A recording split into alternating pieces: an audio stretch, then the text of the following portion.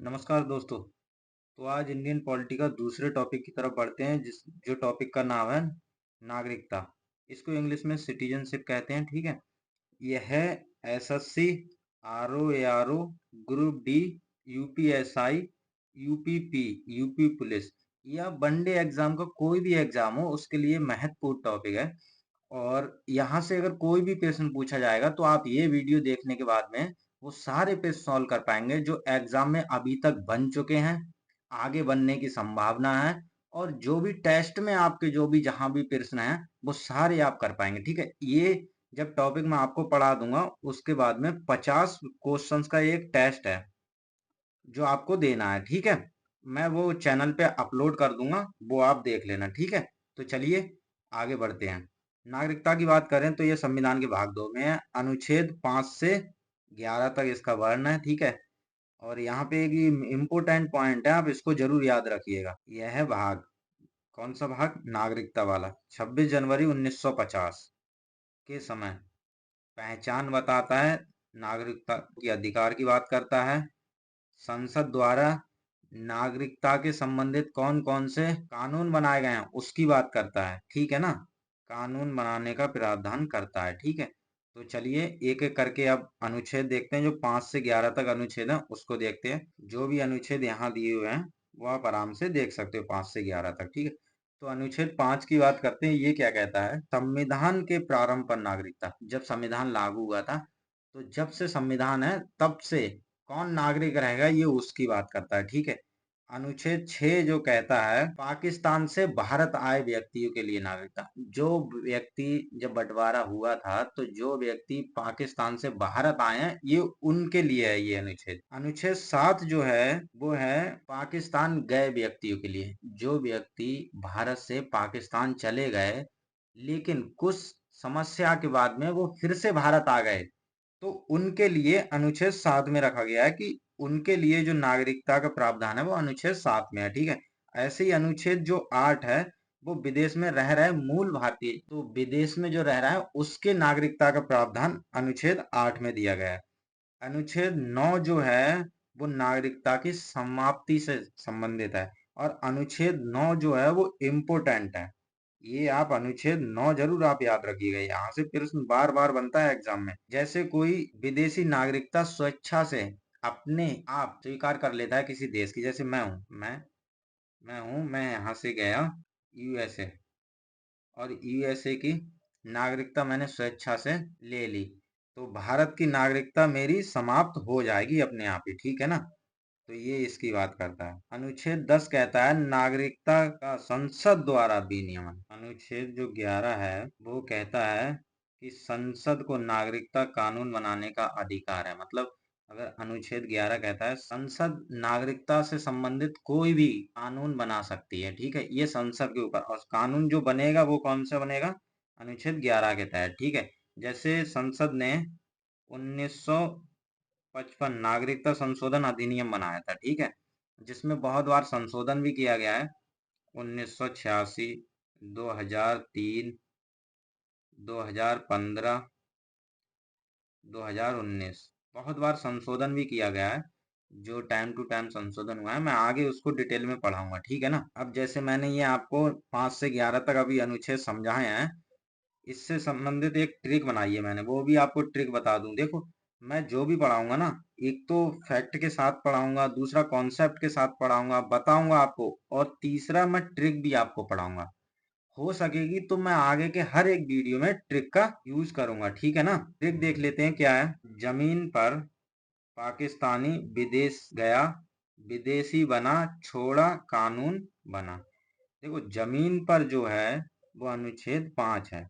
जन्म से नागरिकता, पाकिस्तानी से मतलब है कि जो पाकिस्तान से भारत आए व्यक्ति हैं। विदेश गया, विदेश का मतलब है कि जो पाकिस्तान चले गए व्यक्ति उनके लिए नागरिकता की बात करता है। विदेशी बना यानी कोई भारतीय मूल का है वो विदेशी बन गया है, विदेश में रह रहा है, तो ये उसकी बात करता है। अनुच्छेद 9 जो है वो छोड़ने की, स्वेच्छा से त्यागने की बात करता है। कानून बनाने से संबंधित है ये अनुच्छेद 11। ठीक है। तो ये एक ट्रिक है शॉर्ट, ये आप याद रख सकते हो किसमें क्या दिया है। अनुच्छेद 9 आप याद रखिएगा, ये इम्पोर्टेंट है। ठीक है ना।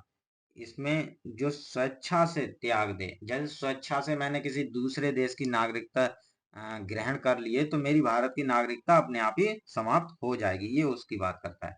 चलिए फिर अब आगे बढ़ते हैं। नागरिकता अधिनियम 1955 जो है वो हमें बताता है कि 5 प्रकार से नागरिकता जो है वो अर्जित की जाती है और 3 प्रकार से नागरिकता का समापन होता है। ठीक है, 3 प्रकार से नागरिकता समाप्त होती है। और नागरिकता संशोधन अधिनियम जो है उसमें कब कब संशोधन हुआ है इसकी बात की गई है, तो ये भी पॉइंट रखना है ध्यान। ठीक है, जो एग्जाम के लिए इंपॉर्टेंट है, क्योंकि कभी कभी पूछ लेता है कि कब कब संशोधन हुआ है, नागरिकता संशोधन अधिनियम में, नागरिकता अधिनियम में कब कब संशोधन हुआ है इसकी बात करता है। ठीक है, तो पहले ये देख लेते हैं कि जो नागरिकता का अर्जन होता है 5 प्रकार से वो कैसे होता है। एक तो जन्म से, जन्म से कैसे, जैसे आपका जन्म भारत में हुआ हो, ठीक है ना। एक है वंश से, वंश से जैसे आपके माता पिता में से कोई एक भारतीय हो, अब आप वंश से नागरिकता अर्जित कर सकते हैं। दूसरा है पंजीकरण द्वारा, ठीक है, जैसे आप भारत में 7 वर्ष तक निवास किया हो आपने, पंजीकरण द्वारा जो है इसमें है 7 वर्ष, 7 वर्ष तक आपने भारत में निवास किया हो तब आप पंजीकरण करा सकते हैं। ठीक है, तब आपको नागरिकता दी जाएगी। प्राकृतिकरण द्वारा जो है इसमें 12 वर्ष तक आपको भारत में निवास करना होता है। कैसे करना होता है, पहले आपको 12 माह भारत में निवास करना होगा, उसके बाद में आपको 11 वर्ष तक भारत में निवास करना होगा, तब ये जाके 12 वर्ष होता है। ठीक है ना, जो 12 माह है, रजिस्ट्रेशन करने से पहले 12 माह आपको भारत में निवास करना होगा और 12 माह से पहले 11 वर्ष तक आपको भारत में निवास करना होगा, तो टोटल हो जाता है 12 वर्ष। ठीक है, अगर कभी ऑप्शन में 12 वर्ष नहीं है, 12 वर्ष नहीं है, 11 है, तो आप 11 का आंसर लगाना।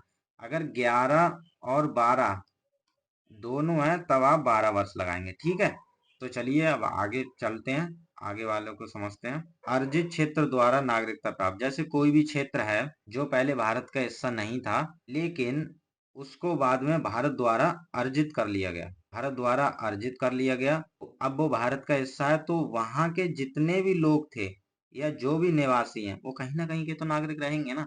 तो जब वो क्षेत्र भारत का हो गया तो वहां के निवासी अगर चाहें तो वो भारत की नागरिकता ले सकते हैं, और अगर वो भारत की नागरिकता लेंगे तो अर्जित राज्य क्षेत्र द्वारा भारत के नागरिक कहलाए जाएंगे। ठीक है, आई होप कि आपको 5 प्रकार से नागरिकता की जो अर्जन की बात की गई है वो आपको समझ में आई होगी। अब समाप्ति की बात करते हैं। देखो, एक तो है कि आप नागरिकता स्वेच्छा से समाप्त कर सकते हैं। ठीक है, स्वेच्छा से मतलब यह है कि व्यक्ति अपने आप, कोई व्यक्ति है वो अपने आप ही नागरिकता छोड़ दे भारत की। ठीक है, तो एक ये स्वेच्छा से हो गया। दूसरा हो गया बर्खास्तगी। देखो, बर्खास्तगी क्या है, अगर कोई व्यक्ति है वह किसी दूसरे देश की नागरिकता ले लेता है तो वह भारत की नागरिकता उसकी अपने आप ही स्वैच्छा समाप्त हो जाएगी। ठीक है ना, तो अपने आप ही उसकी भारत की नागरिकता समाप्त हो जाएगी। ठीक है, तीसरा है वंचित करना। ठीक है, नागरिकता से वंचित कर देना। तो ये क्या है, जैसे जैसे सरकार है ना वो नागरिकता किसी की छीन सकती है। ठीक है, कैसे छीन सकती है, जैसे यदि किसी उसने धोखा किया हो, धोखे से नागरिकता अर्जित की हो, ठीक है, धोखे से नागरिकता अर्जित की हो, ठीक है, तब उसकी नागरिकता छीन सकती है। ठीक है, या कोई जैसे देश के खिलाफ उसने कोई षड्यंत्र रचा हो तो उसकी नागरिकता छीन सकती है। ठीक है, तो ये है, ये सरकार छीनती है। ठीक है, तो आई होप आपको दोनों चीज क्लियर होगी होंगी कि 5 प्रकार से जो नागरिकता दी गई है, 3 प्रकार से जो नागरिकता समाप्त होती है, आपको दोनों पॉइंट क्लियर हो गए होंगे। तीसरा जो पॉइंट है वो नागरिकता अधिनियम के प्रमुख संशोधन है। संशोधन कब कब हुआ है, देखो 1986 में संशोधन हुआ है, 1992 में हुआ है, 2003 में हुआ है, 2005 में हुआ है, 2015 में हुआ है, 2019 में हुआ है। अब आपको सिर्फ और सिर्फ यही याद रखने हैं कब कब संशोधन हुआ है, ये नहीं पूछता है उन संशोधन में क्या हुआ है। देखो, वनडे एग्जाम में आपको पता है जो जो पूछेगा मैं वही वही पॉइंट रखता हूँ। ठीक है, तो आप इस इन संशोधन को याद रखिएगा कब कब संशोधन हुआ है। अभी जो 2019 वाला संशोधन है इसको हम डिटेल में पढ़ेंगे, क्योंकि यहाँ से प्रश्न बनेगा, क्योंकि ये अभी जल्दी में संशोधन हुआ है। ठीक है, ये महत्वपूर्ण भी है। ठीक है, ये क्या है, 2019 में संशोधन जो हुआ है उसमें क्या परिवर्तन हुआ है उसकी बात करते हैं। ठीक है, तो अब जो है वो है नागरिकता संशोधन अधिनियम 2019।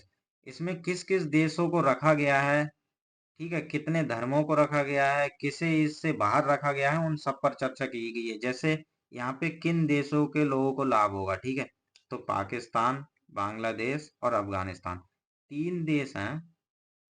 ये जो तीन देश हैं, इन तीन देश के लोगों को लाभ होगा, ठीक है।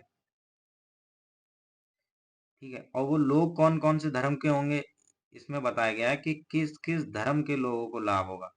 तो हिंदू हो गया, सिख हो गया, बौद्ध हो गया, जैन हो गया, पारसी हो गया और ईसाई हो गया, ठीक है। जैसे मैंने यहाँ शॉर्ट में बता रखा है, 6 धर्म और 3 देश, ठीक है। तो इन 6 धर्म के लोगों को लाभ होगा, ठीक है। और अभी आपको यहाँ पे जो इम्पोर्टेंट पॉइंट है वो ये है कि इसमें मुस्लिम समुदाय को शामिल नहीं किया गया है। मुस्लिम को बाहर रखा गया है नागरिकता संशोधन अधिनियम 2019 के तहत, ठीक है।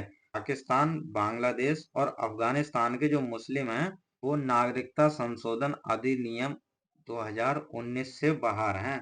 आपको समझ में आ चुका होगा कि 3 देश हैं, 6 धर्म हैं और मुस्लिम को अलग रखा गया है। इतना ही पूछेगा, ठीक है, ये आप याद रखिएगा। आगे बढ़ते हैं। इसमें एक चीज है कट ऑफ तारीख, मतलब कौन सी तारीख से ये जो 6 धर्म के लोग हैं, ये 3 देश के जो लोग हैं और 6 धर्म के जो लोग हैं, इनकी एक कट ऑफ डेट रखी गई है कि कब से ये भारत के नागरिक माने जाएंगे। अगर ये भारत की नागरिकता लेंगे तो कैसे लेंगे। तो जो डेट रखी गई है वो रखी गई है आपकी 31 दिसंबर 2014।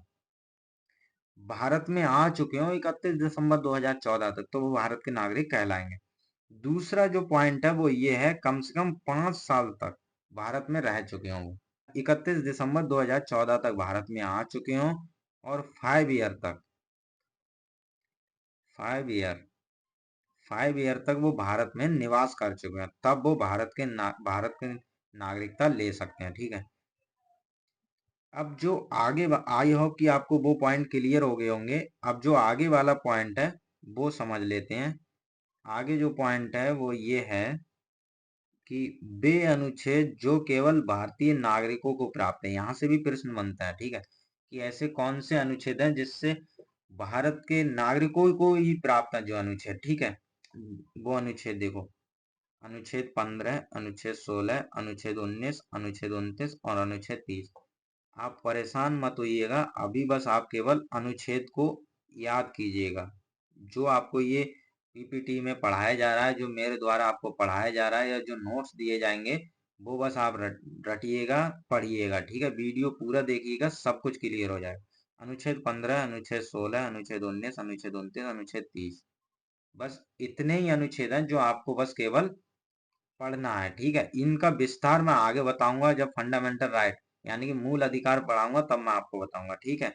दूसरा है केवल भारतीय नागरिकों के लिए आरक्षित पद, ठीक है। इधर पद दिए गए हैं, इधर दिया गया है कि वो विदेशी को प्राप्त है या नहीं। जैसे भारत राष्ट्रपति का पद हो गया, ये केवल भारत के नागरिक ही प्राप्त कर सकते हैं, ठीक है। भारत के नागरिक ही राष्ट्रपति बन सकता है, कोई विदेशी नहीं। उपराष्ट्रपति का पद हो गया, लोकसभा राज्यसभा सदस्य हो गया, लोकसभा राज्यसभा सदस्य हो गया, जो केवल भारतीयों को प्राप्त है, विदेशियों को नहीं मिल सकते ये पद, ठीक है ना। ध्यान रखिएगा, ये विदेशियों को नहीं मिल सकते हैं, ये इसलिए नहीं लिखा है मैंने इधर, ठीक है।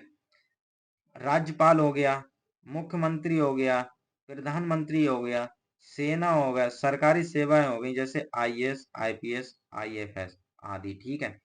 इतना सब कुछ आप करिए। और इसके बाद में ये जो पीडीएफ है, जैसे मैं आपको बता दूं, जो वीडियो है वो वीडियो मैंने आपको बता दी कि किस किस के लिए पढ़ाया जा रहा है ये कोर्स, ठीक है। और ये आपको कंप्लीट कोर्स कराया जाएगा। ये मान के चलिएगा आपको 10 AM पे कल से आपको वीडियो मिलेगी पर डे, ठीक है।